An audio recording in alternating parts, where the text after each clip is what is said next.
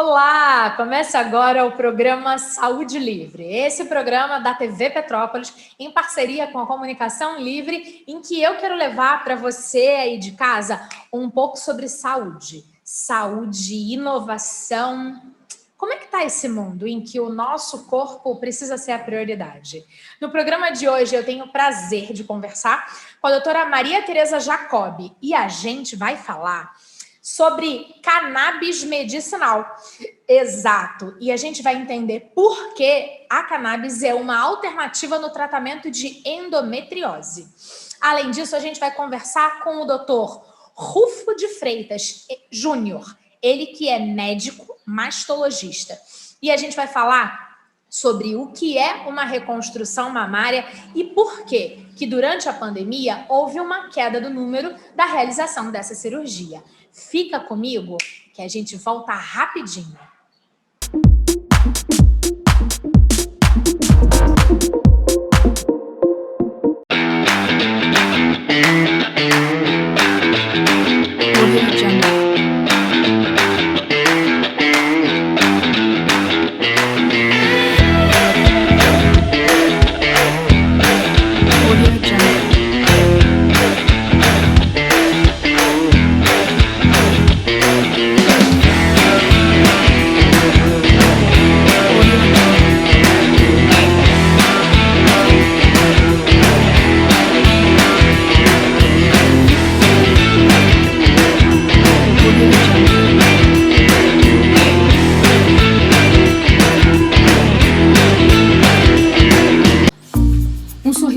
É o seu melhor cartão de visitas. A doutora Amanda Claveri proporciona o que você precisa para sua saúde bucal, seguindo todos os protocolos de segurança.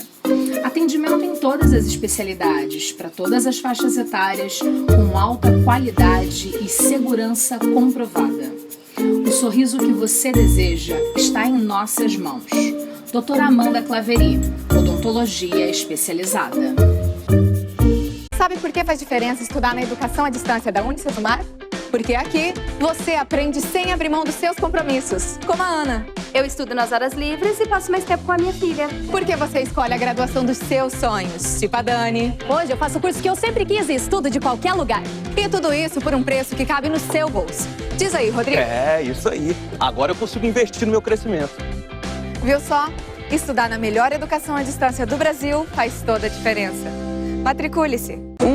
Friozinho já chegou, né? E a coleção de inverno aqui da Sherlockinho está de arrasar.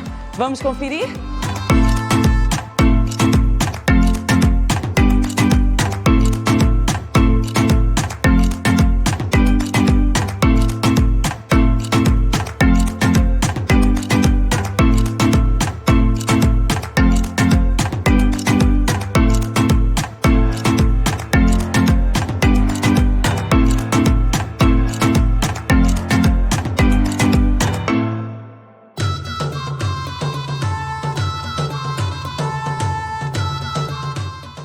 Gente, viu como as crianças ficaram lindas? E tem muito mais aqui na loja esperando por vocês, né, Thelma? Gente, a coleção está maravilhosa, mas é tanta coisa linda que tem que vir para ver.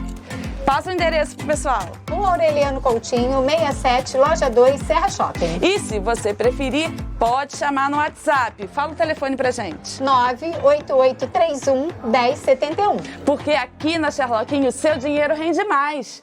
Muito mais!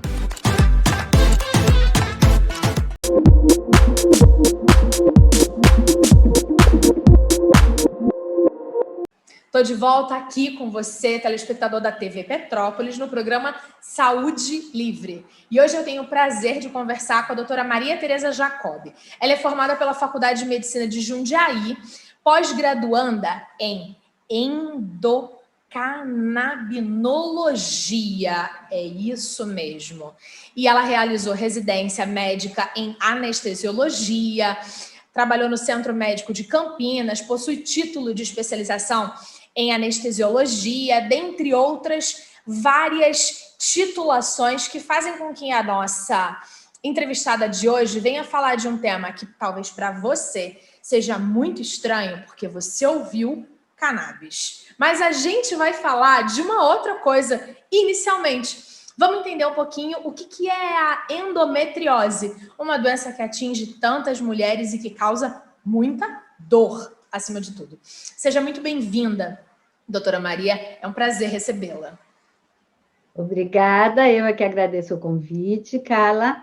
E falando em endometriose, a endometriose é uma doença que afeta muitas mulheres, mais do que a gente pode imaginar, em idade produtiva, compromete muito a qualidade de vida, e a patologia, a doença, vamos dizer assim, é a localização de tecido endometrial, que é uma membrana que recobre o útero por dentro, fora da cavidade uterina. E por mais incrível que isso possa parecer, esse tecido, ele pode estar no intestino, na bexiga, entre o útero e o intestino, e pode até, lógico que são casos mais raros, se localizar no coração, por exemplo. Olha que loucura! E aí atinge as mulheres, e o que gera nesse indivíduo, mulher? Porque a gente sabe assim, ela sente muita dor no período menstrual. Ela deve ter endometriose. Essa é uma fala um tanto quanto comum, digamos assim. Sim, porque é muito interessante que as mulheres que têm a cólica menstrual, elas acham que isso é normal. Eu sou mulher, eu menstruo, então eu tenho que ter dor na menstruação. Isso não é normal. É lógico que você, nesse período, está tendo um descolamento dessa membrana, porque o útero se prepara para receber um feto toda a menstruação. Isso é o nosso ciclo menstrual normal. Mas, quando isso não acontece, descama essa membrana que estava um pouco mais espessa para receber esse bebezinho, esse feto, e nós menstruamos. Isso não necessariamente causa dor, pode causar um desconforto, mas existem as mulheres que têm cólica menstrual dentro de uma intensidade, vamos dizer assim, normal. Porém, existem mulheres onde essa cólica menstrual é incapacitante. E eu tenho certeza que você já teve amigas que referiam isso, se você mesma já não teve. Eu tenho. Enfim. Quer dizer, agora não estou em tratamento, mas já tive. Exato. Então, você tem uma noção exata dos prejuízos que isso pode causar à mulher. São mulheres em fase ativa, ou estão se formando, fazendo uma formação universitária, ou mesmo num período de formação básica. São mulheres que trabalham e chegam a perder dias de trabalho, dias de estudo, fora não poder fazer as atividades mínimas do lar. Sim. Então, a endometriose, ela causa muita dor, é uma doença que leva a muito sofrimento, a muito prejuízo da qualidade de vida na mulher. E quando a mulher tem alguns sintomas que indicam que ela possa ter, é que é aí que você ouve, porque aí a amiga já teve, já fez o diagnóstico, já está em tratamento, então ela fala, olha, é melhor você ir pesquisar isso, porque isso dói muito, provavelmente você tem endometriose. E a gente sabe que além desse sofrimento físico, né, porque existem mulheres até que têm dores fora do período menstrual. A endometriose é uma das maiores responsáveis por dor em baixo ventre, às vezes dores até nas costas, porque da mesma forma que a mulher refere, você tem cólica menstrual? Não, eu não tenho cólica menstrual, mas eu tenho uma dor nas costas quando eu vou menstruar, quando eu estou menstruada, que eu não consigo fazer nada. Porque o útero dá dor referida para as costas, às vezes. Pertinho, né? Tá ali dentro. Estou muito ligado. Se é na frente ou se é atrás. É ali, naquele lugar, digamos assim. Até por um mecanismo cerebral, né? Porque o cérebro não distingue tão bem de onde está vindo essa informação, justamente pelo que você falou, é tudo muito próximo.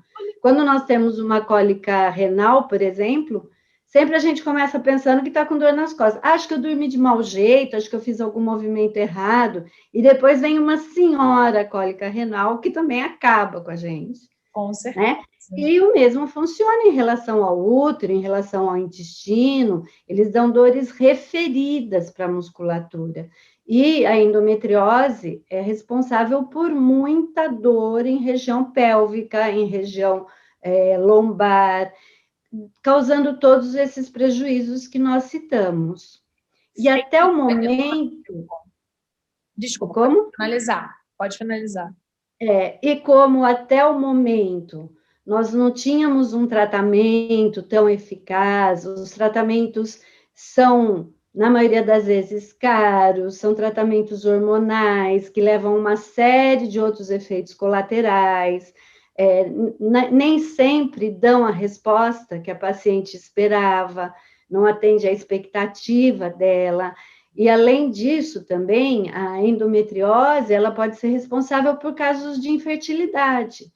Então, a mulher não consegue engravidar, é outro problema, porque nem toda endometriose causa dor, cada organismo é de um jeito. Uhum. Então, tem mulheres que, às vezes, não tiveram uma dor tão severa assim, no decorrer da vida, que não indicasse uma endometriose, mas tem dificuldade para engravidar, por exemplo. Olha. E aí, nessa pesquisa, vai descobrir que, na verdade, ela tem uma endometriose.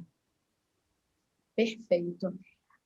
Entendemos que a endometriose é essa patologia que atinge tantas mulheres. Falamos rapidamente sobre essa questão dos possíveis tratamentos que são caros e são hormonais e toda a questão. E aí vem o grande assunto, digamos assim, do nosso papo de hoje, que é, afinal de contas, o que é o cannabis e de que forma que pode ser utilizado com relação à endometriose e a grande questão. No Brasil, a gente pode usar cannabis medicinal de verdade? Precisa de autorização caso a caso? Como que está essa discussão que tanto aflige uma parcela mais conservadora da sociedade? Pois é.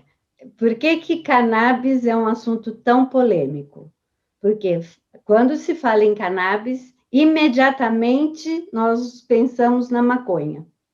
Você visualiza um bando de maconheiro apertando um baseado. E não é isso que a gente está falando. Exatamente. A cannabis, a planta, é a mesma. Certo. A maconha é cannabis, a cannabis medicinal é cannabis. Porém, existem diferenças quanto à concentração das substâncias que essa planta produz. A cannabis, usada para uso recreativo, vamos já dar nome aos bois, né? A maconha. Recreativo, ok. Ela possui uma dose muito elevada de uma das substâncias, que é o THC, tetrahidrocannabinol. O que essa substância faz? Ela é responsável por aqueles efeitos psicomiméticos que nós falamos. Então, ela é responsável pelas alucinações, por dar barato, por ficar numa boa. Ela é que dá isso e dá aquela imagem dos maconheiros fumando baseado e tendo atitudes onde eles não estão nem sabendo muito bem o que estão fazendo. Uhum. O THC é que é responsável por isso. Mas a cannabis, ela tem mais de 500 substâncias ativas, ou seja, substâncias que podem atuar no organismo para tratar diferentes doenças. As mais conhecidas são o THC, que por esses efeitos que ele dava, foi quem desencadeou os estudos em torno da cannabis. Perfeito. E, a partir desse momento, é que começou-se a descobrir que nós temos no nosso organismo um sistema chamado sistema endocannabinoide. Daí é que vem a endocannabinologia, ou seja, é o estudo desse sistema. Esse sistema está presente em todos os lugares do organismo, desde o sistema nervoso central até a pele, nas articulações e tudo. Fantástico. Então, depois do sistema nervoso, que é enorme, né, o sistema nervoso central e o periférico, nós temos terminações nervosas em todos os lugares do corpo, ele é um dos maiores sistemas. A diferença dele para os sistemas tradicionais, ele é um sistema de alerta. Ou seja, ele só vai funcionar quando ele precisa reequilibrar o organismo de alguma forma. Certo. Então, foi descoberto, primeiro, o que tinha na planta, o THC, depois passou a ser estudado se tinha outras substâncias, e durante anos se falou em THC e CBD, que é o canabidiol, e a maioria das vezes você ouve falar importação de produtos à base de canabidiol. Exatamente. Por quê? Porque o canabidiol também age nesse sistema, tem efeitos psicoativos, porque qualquer substância que tem atuação no sistema nervoso, ela é uma substância psicoativa. Certo. Só que ele não dá barato. Então, quando nós usamos a cannabis... Conseguimos separar muitíssimo bem. Tem endometriose, vai avaliar o cannabis, não vai dar barato, vai dar solução. Exatamente. Então, os produtos à base de cannabis, eles podem conter ou não o THC, vão conter o CBD e podem conter outras substâncias que têm ação também benéfica para o organismo, ação medicamentosa.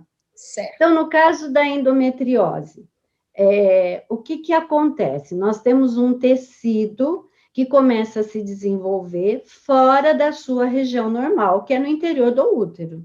Okay. Então, ele começa a se espalhar por outras regiões.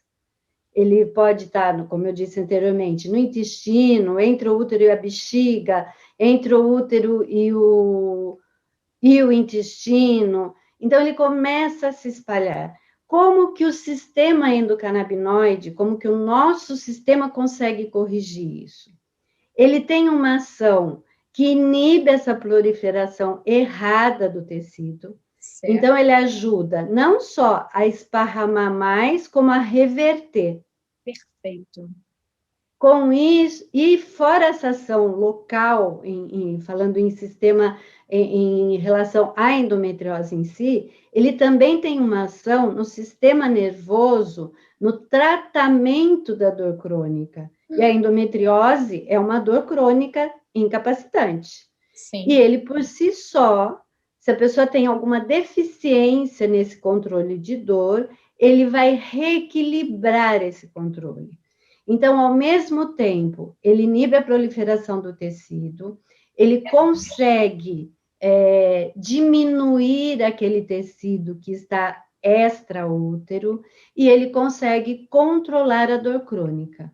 Nossa, a gente está quase que falando de uma substância utilizada para uma patologia que todo mundo gostaria em qualquer demanda. Porque a gente está falando de diminuição de crescimento. Então, você parou de crescer. O problema, você está falando de redução. Vamos diminuir essa coisa. E vamos parar com a dor. Isso é, na verdade, se eu estiver equivocada, doutora Maria, corrija-me, mas é o sonho de todo medicamento para uma patologia. Porque ele está resolvendo 3 questões distintas, né? A redução, a diminuição e a dor. Então, assim, é o momento da gente perceber que, socialmente falando, não só medicamente falando, mas que a cannabis deve ser utilizada, sim, nesse contexto, já que comprovadamente científica tem esses 3 poderosos papéis? Sim, você está corretíssima. E não só em relação à endometriose. Sim. Como esse sistema é extremamente amplo, ela pode ser usada em doenças neurodegenerativas, como Parkinson, Alzheimer, em doenças, em tumores. Hoje a gente sabe que a cannabis, e aí o THC é o que é mais utilizado, ela melhora os efeitos colaterais de quimioterapia, náuseas, vômitos, mas também ela trata uma síndrome que é a polineuropatia, que é como se os quimioterápicos atacassem a capinha dos nervos. Isso traz muito desconforto, traz dor. Ela também trata e ajuda a prevenir isso. E existem estudos, e depois eu posso até explicar o porquê, daqui para frente nós teremos muito mais estudos em humanos, que mostram que ela tem um efeito antitumoral. Então, da mesma forma que ela inibe o crescimento de uma endometriose, ela inibe seletivamente, o que é importantíssimo, o crescimento de células tumorais, sem inibir o crescimento das células normais, sem interferir com as células normais. Então, como agente antitumoral em transtornos de humor, ansiedade, depressão, na insônia. Então, todo mundo fala assim, nossa, mas cura tudo? Primeiro, não existe nada que cure tudo e que cure todos. Certo. Mas, por ser uma planta e por ter essa ação tão ampla no organismo, nós podemos tratar desde doenças do sistema nervoso central, como no caso o Parkinson, até câncer de pele, como o melanoma.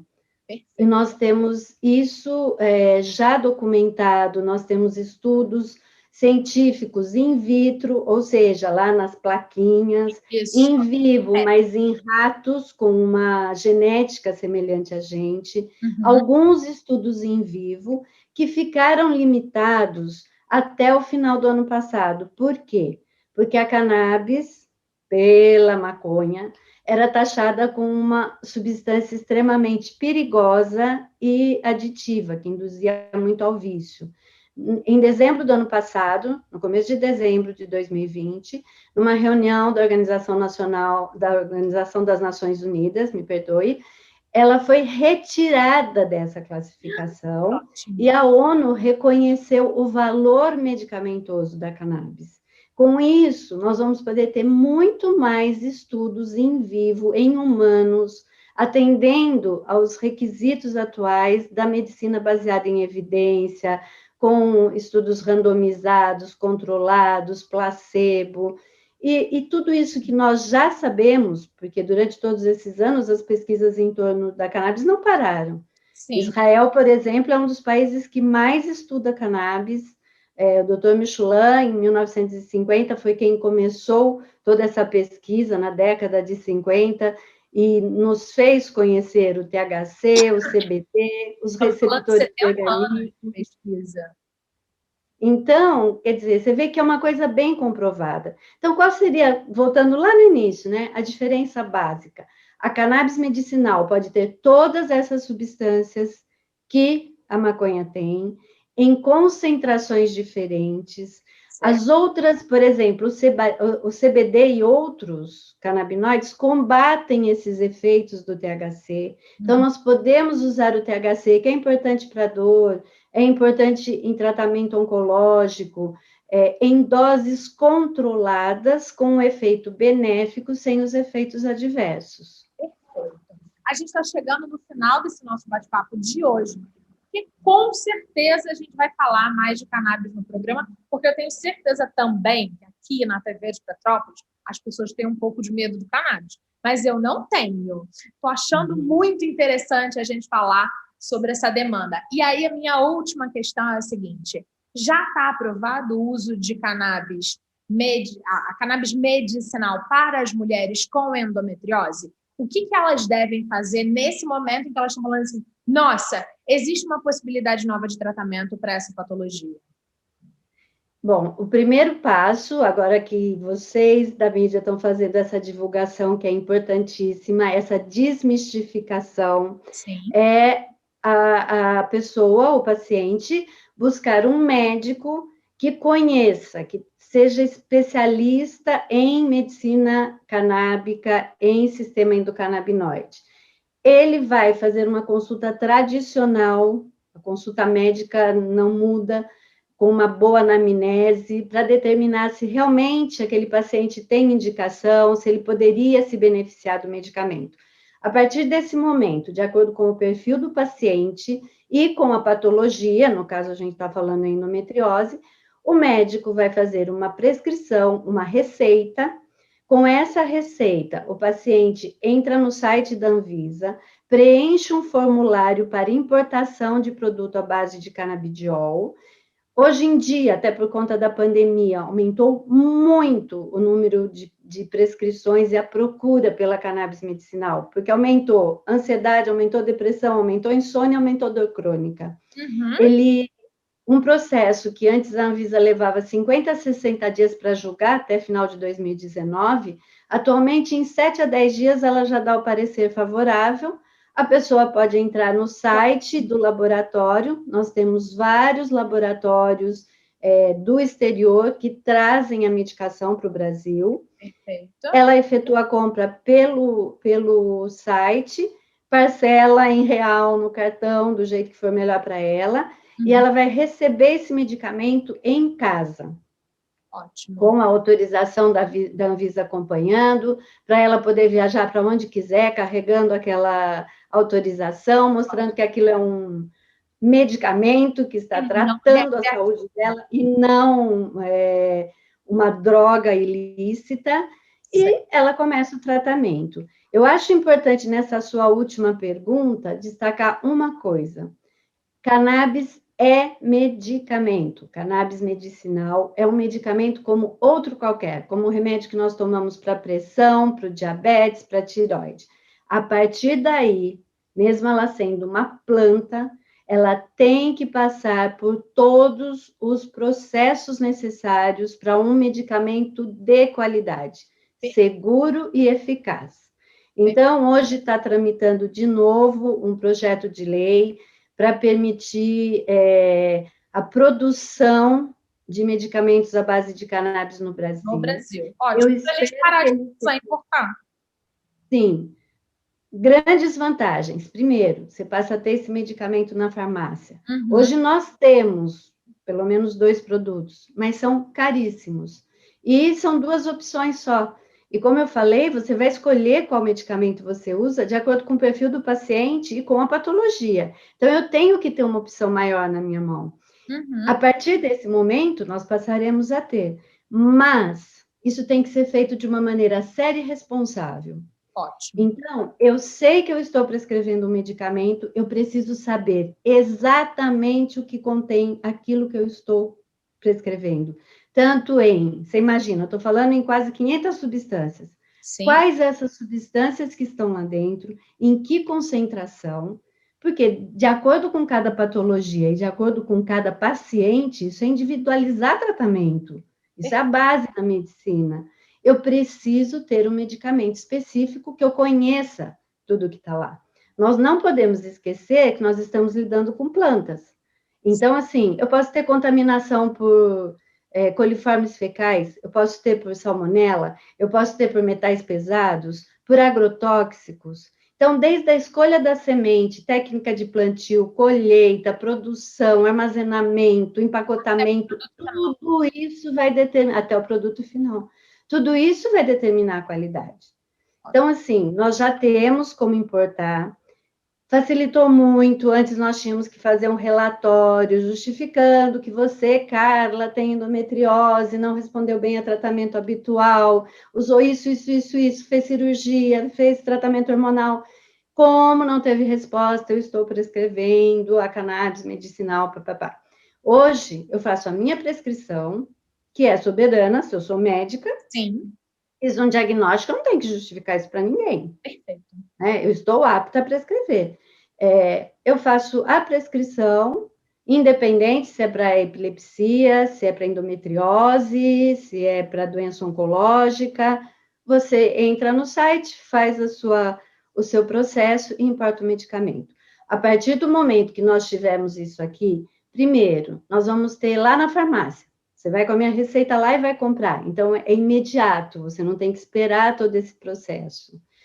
Segundo, os custos, ainda mais quando se fala em importação atualmente, no valor que está dólar e euro, os custos vão reduzir muito. Perfeito. Mas isso tem que ser feito com responsabilidade. É vital no que diz respeito à saúde que todos os procedimentos sejam de responsabilidade. Ou a gente está falando de verdade no que tange a vida e a morte. É a automedicação, é a definição, porque eu acho que isso pode ou não, com responsabilidade, com estudos científicos responsáveis, a gente consegue ter melhorias e tomara que o Brasil, em breve, tenha medicamentos produzidos aqui com cannabis. Sim, eu acredito que sim. Se não com plantio aqui, pelo menos importando o insumo, mas produzindo em fábricas brasileiras. Isso já está bem perto de acontecer.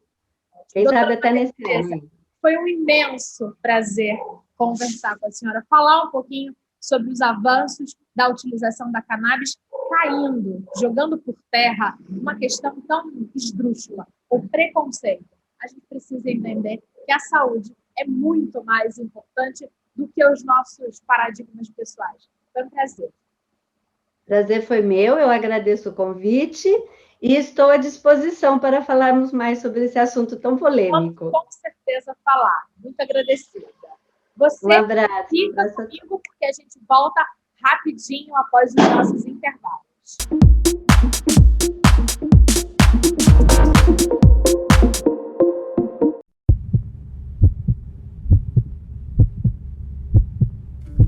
O Lar Nossa Senhora das Graças é uma entidade que acolhe há 63 anos crianças e jovens em situação de risco e vulnerabilidade social. Atualmente, o lar possui estrutura composta pela casa principal e anexos, além de uma equipe formada por 42 profissionais. Precisamos da sua ajuda para os gastos mensais com equipe, alimentos e itens de higiene dos nossos pequenos. Qualquer valor já é de grande ajuda. Lar Nossa Senhora das Graças, o amor que transforma vidas.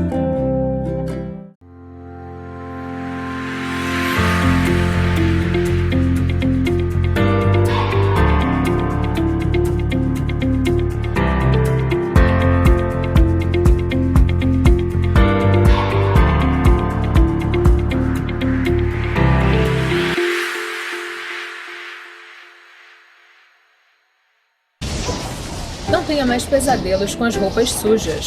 A Casa de Lavar é uma lavanderia com jeito de casa. Buscamos, lavamos, secamos, higienizamos, passamos, fazemos pequenos reparos, dobramos e entregamos sua roupa com cheirinho de limpeza. Pacotes para solteiros, famílias e empresas. Invista na sua qualidade de vida. Venha para a Casa de Lavar. Pet Love, tudo o que você precisa para cuidar do seu bichinho de estimação. Banho dermatológico, tosa higiênica, corte de unha, limpeza de ouvido, hidratação de pelos, escovação e muito mais. Serviço de Taxi Dog. Buscamos e levamos seu animal com conforto e responsabilidade.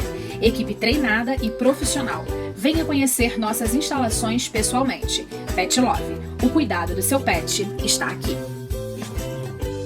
O Revigora Espaço Funcional de Saúde é uma clínica de atendimento multidisciplinar com profissionais conceituados em nutrição, psicologia, estética e terapias alternativas. Localizado no coração do Centro Histórico de Petrópolis, funciona de segunda a sábado em horário comercial e visa proporcionar aos pacientes tratamentos individualizados e complementares que ampliam a qualidade de vida do indivíduo. Revigore, pronto para cuidar da sua saúde.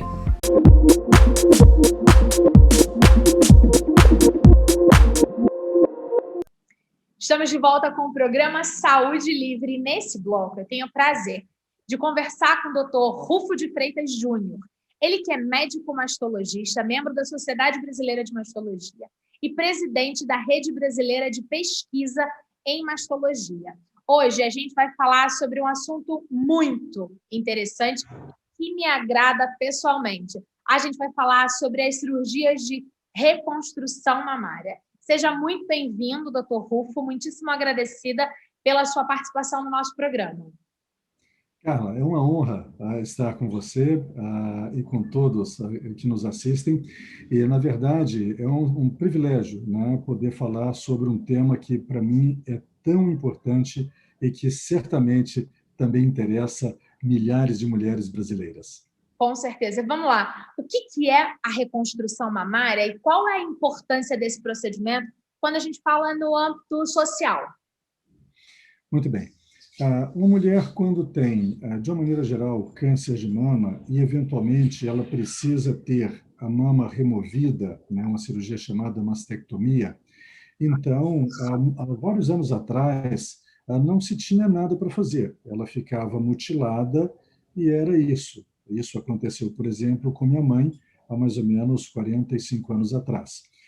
Depois disso, os anos foram passando, as coisas melhorando, as técnicas cirúrgicas desenvolvendo, e então veio a possibilidade, já na década aí de 80, de se fazer reconstrução após as mastectomias.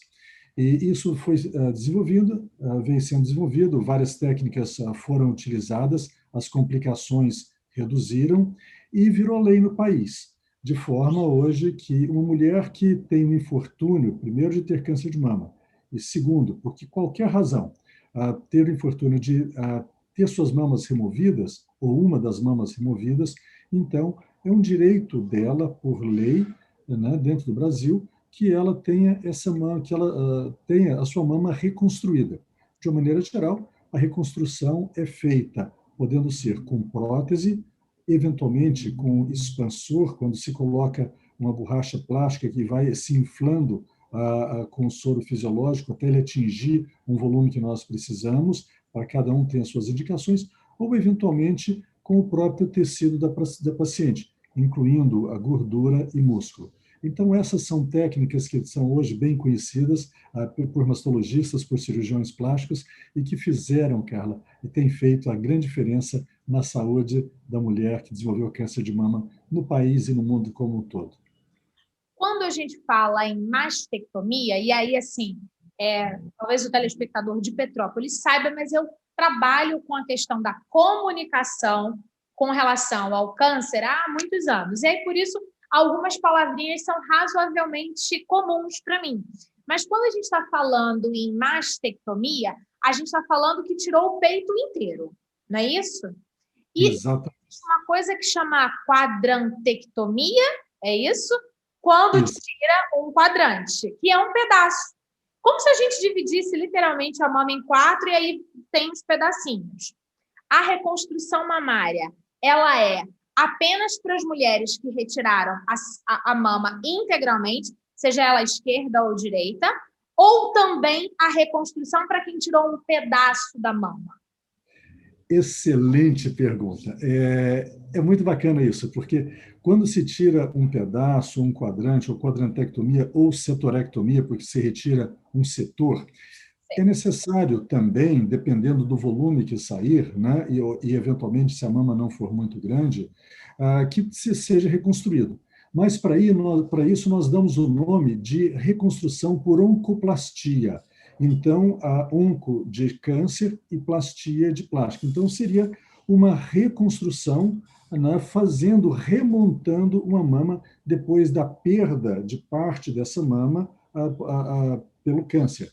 Então, a isso se dá, chama-se reconstrução parcial ou oncoplastia. Perfeito. Nesse caso, em que a gente está falando de um pedaço da mama, um quadrante ou um setor, como o senhor muito bem explicou, também é uma cirurgia, um procedimento coberto financeiramente, custeado pelo Sistema Único de Saúde? Carla, é coberto, existe lei também para essa situação, e mais ainda, também é coberto a simetrização da mama contralateral. Então, por exemplo, se porventura nós vamos retirar uma quantidade de mama, uma paciente que usa, digamos assim, um sutiã a 46, tem uma mama média para volumosa, né, e eu vou retirar uma parte daquela mama, reconstruir, aí ela vai ficar desigual, vai ficar assimétrica.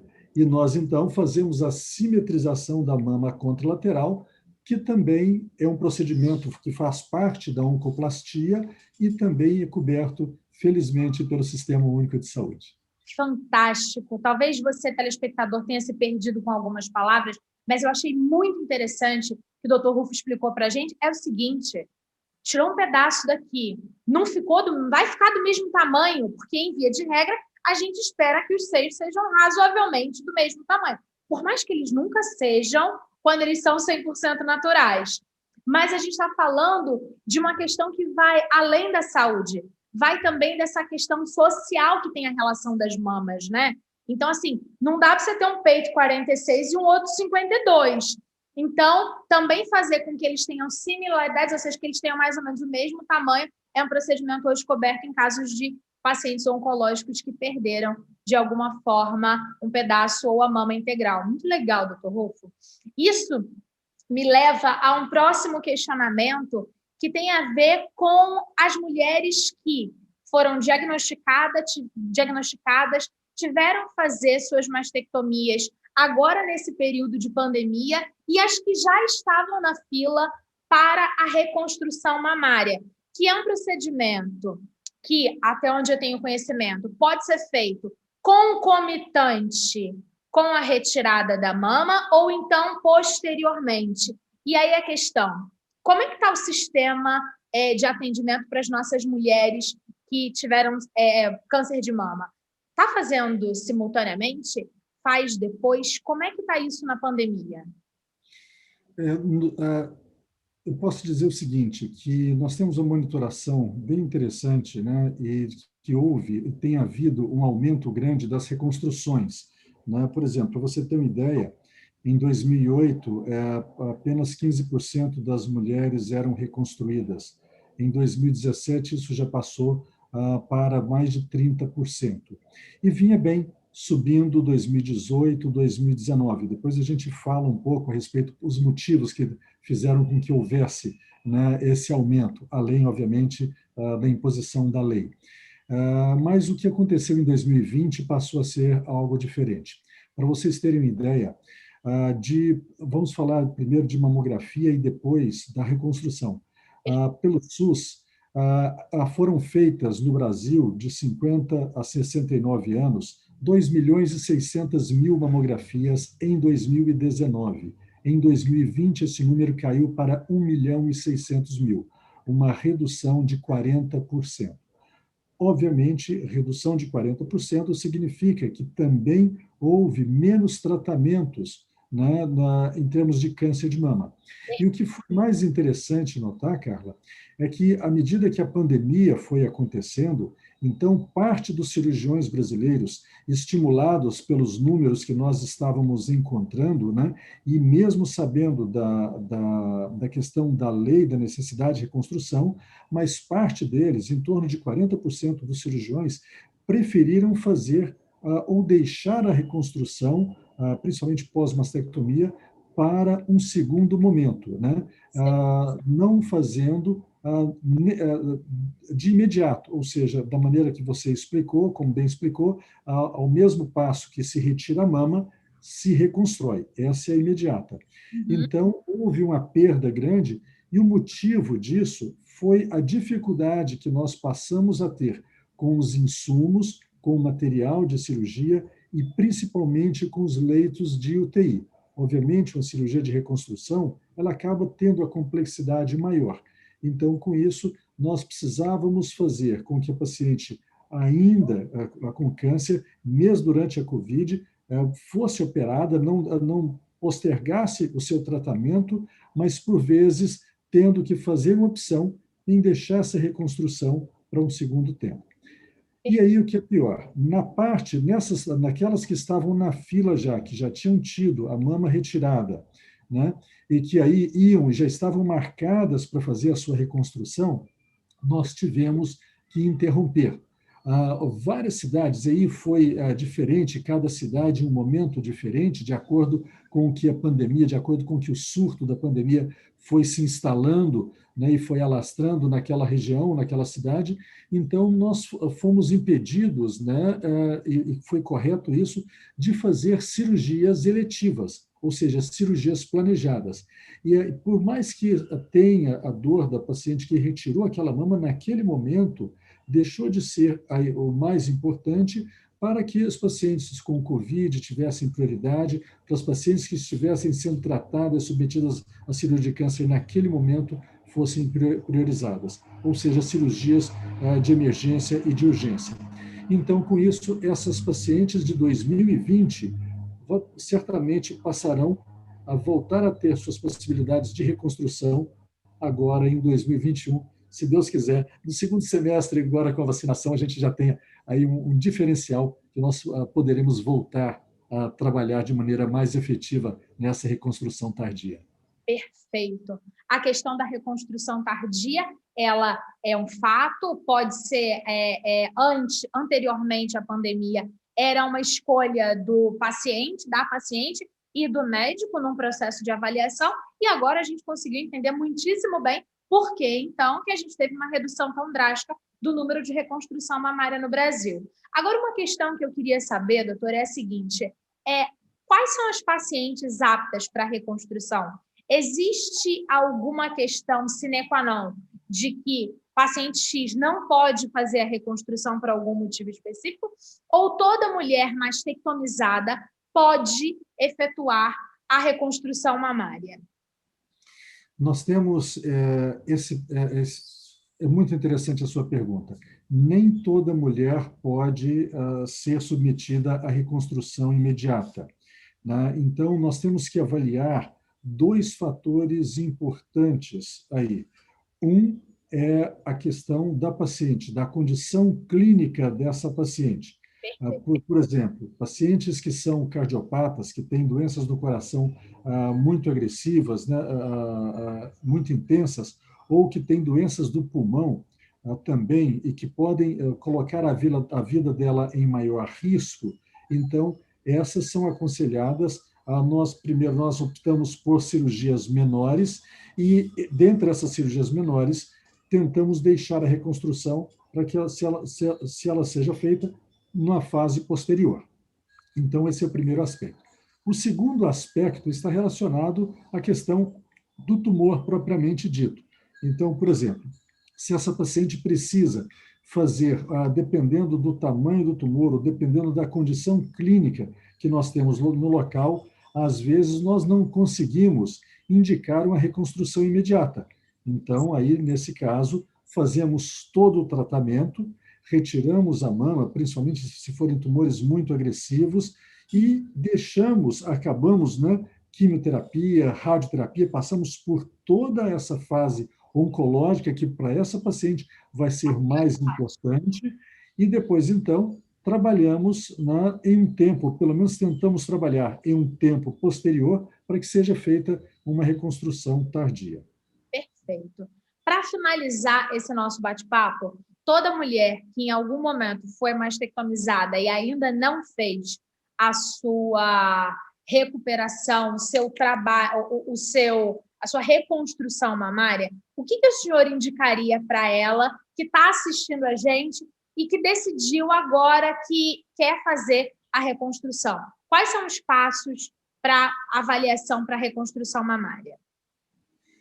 Vamos primeiro, obviamente nós precisamos, nesse momento, ter um pouquinho de tranquilidade e deixar a crise da Covid se esvair, e com ela, então, aí nós conseguiremos, né, trabalhar.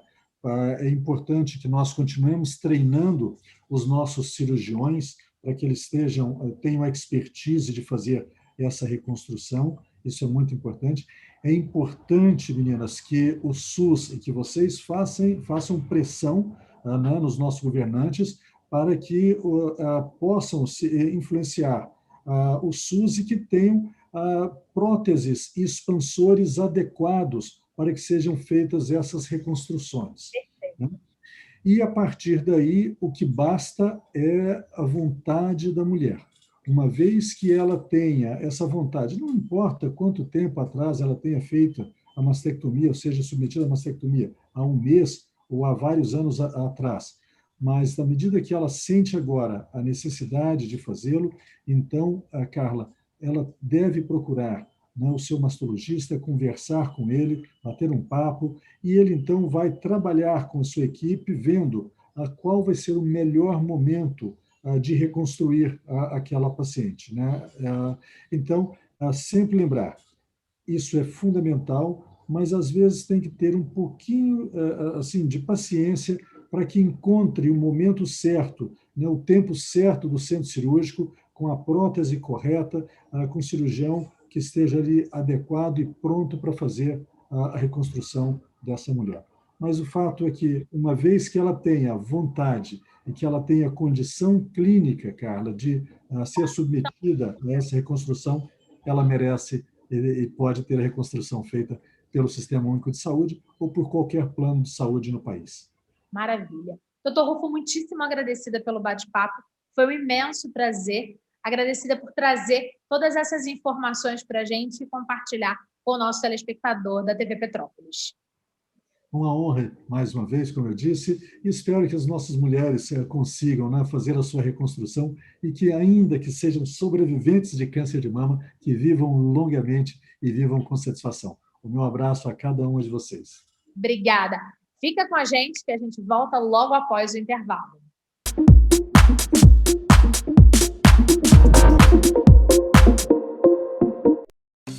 Quer praticidade e rapidez na hora de preparar as refeições? A Processados Taquaril faz o trabalho árduo e você se alimenta da forma certa. Selecionamos, descascamos, higienizamos, embalamos e entregamos. Deixe de lado o desperdício com cascas e alimentos inapropriados para consumo após a aquisição. Todas as semanas, frutas, verduras e legumes fresquinhos para você montar seu cardápio. Invista na sua qualidade de vida. Venha para Processados Taquaril. Quer saborear um lanche delicioso de verdade? Vem para o Shopping Sucos. Só aqui você tem mais de 30 anos de experiência em alimentação, matéria-prima de alta qualidade, variedade para todos os gostos e atendimento acolhedor. Escolha um dos trios, aproveite o maior cardápio de sucos naturais da cidade ou deguste o tradicional pão pizza. De segunda a sábado, das 8 às 20 horas, em 3 endereços para você. Shopping Sucos. Nada mais natural que lanchar aqui. Samóveis é sinônimo de tradição e qualidade. Aqui você encontra tudo para deixar o seu lar aconchegante, elegante e confortável. Armários, cabeceiras, camas, mesas, sofás e muito mais. Acompanhe as mídias sociais, participe dos feirões e aproveite as promoções. Pensou em móveis? Pensou em Samóveis. Desde 1972, mobiliando o seu lar. Transtornos emocionais, bloqueios energéticos, sintomas no corpo físico, desarmonia nos relacionamentos e falta de autoconhecimento podem trazer sofrimento para a vida. As terapias holísticas são o caminho para uma vida harmônica e plena e te levam ao reencontro consigo mesmo. Dulce Rocha Terapias Holísticas. Agende agora mesmo e dê um novo rumo à sua vida. A verdadeira beleza está nos detalhes. E para transformar tudo o que há em você, conte com uma equipe especializada. No Salão Ilma Cabeleireira, você encontra o que precisa para ficar ainda mais deslumbrante. Cortes, escova, coloração, unha, maquiagem e muito mais. Venha nos conhecer, marque seu horário e saia transformada. Rua Paulo Barbosa, 105, loja 16. Ilma Cabeleireira. Revelando a beleza que está dentro de você.